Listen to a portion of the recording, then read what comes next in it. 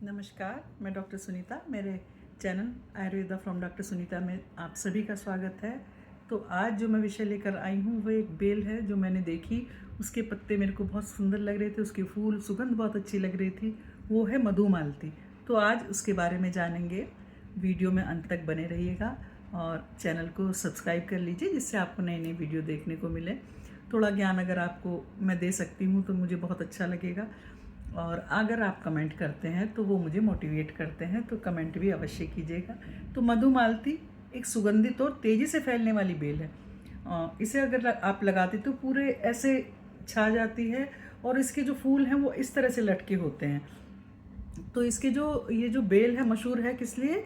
क्योंकि ये रंग बदलती रहती है। तो कभी गुलाबी, कभी लाल, कभी सफ़ेद।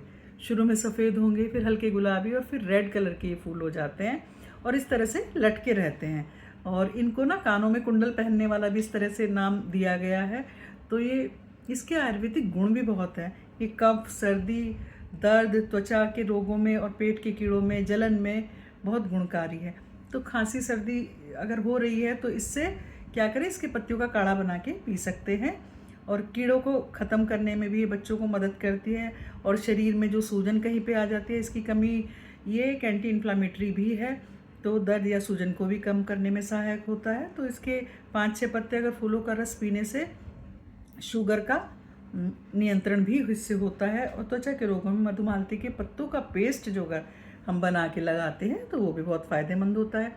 अगर हमें पीरियड्स में पेन होता है तो उसमें भी, उसके दौरान भी इसके पत्तों का अगर काढ़ा बना के पिया जाए तो बहुत आराम करता है।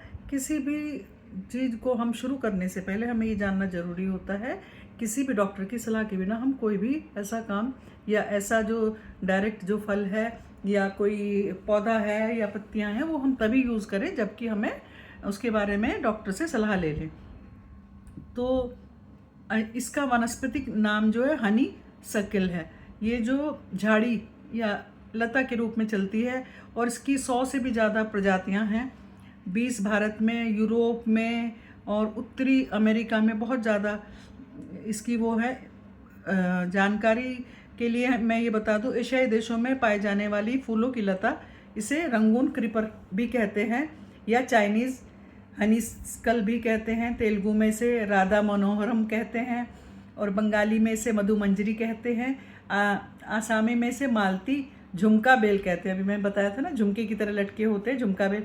बोटेनिकल नेम जो है इसका कम्बर्टम इंडिकम है।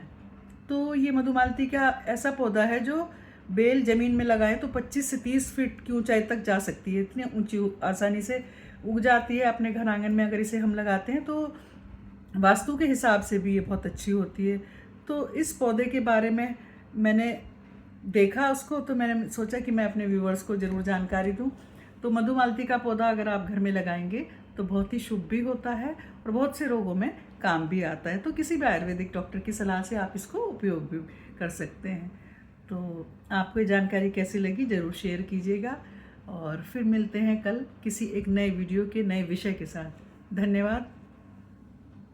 देखिए मधुमालती के फूल गुलाबी रंग के, लाल रंग की और गुच्छे में होते हैं, लटके हुए, कितने सुंदर लगते हैं। तो ये इसके कुछ और भी फ़ायदे हैं। लिकोरिया में वाइट डिस्चार्ज जब होता है, इसके फूलों का जो पत्ती जो होती है उनका रस पिएं तो बहुत फ़ायदा करता है। अगर बुखार हो तो भी इसका पानी उबाल कर पिए तो उससे बुखार की वजह से जो बॉडी में पेन होता है उसमें भी आराम होता है। और पेट अगर तुम्हें भरा भरा फूला फूला लगे तो मालती के पत्तों के उबाल लें उन्हें और उसका पानी पीने से भी बहुत राहत मिलती है।